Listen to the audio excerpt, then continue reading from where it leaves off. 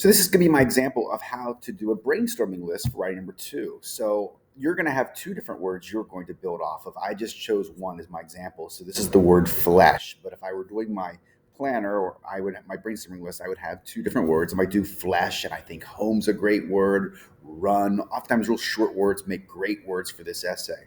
I decided to take on the word flesh, and I looked at the dictionary, like a physical dictionary, and I found there's so many different ways of using the word flesh. And so I kind of wrote them down in some random order, however I came across them. And then I went online, I Googled the literal phrase figures of speech with the word flesh. And then I did idioms with the word flesh. And then it gave me more examples, things I'd never even heard of before. And so I had to end up having a really long list, which is great because I have a really long list. I have a lot I can pick from, and I therefore should have a pretty decent chance of having a good essay. So here's what I come up with the word flesh. Flesh can be a flesh pot, which is a fancy word for luxury. You can have a flesh wound, which is just on the surface.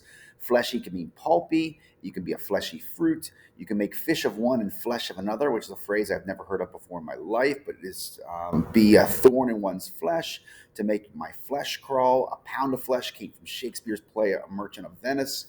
To press the flesh was a political phrase, meaning that you shake hands very quickly with the electorate as you go through crowds.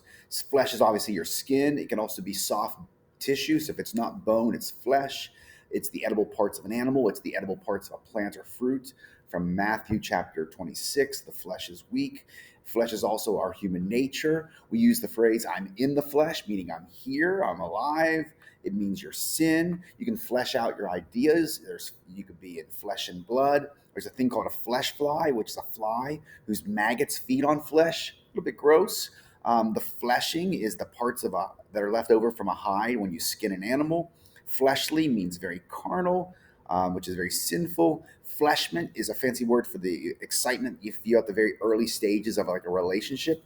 There's a phrase, neither fish nor flesh nor good red herring, which means it's not fit for anything. And then from Romeo and Juliet, 'tis known that I'm a pretty piece of flesh.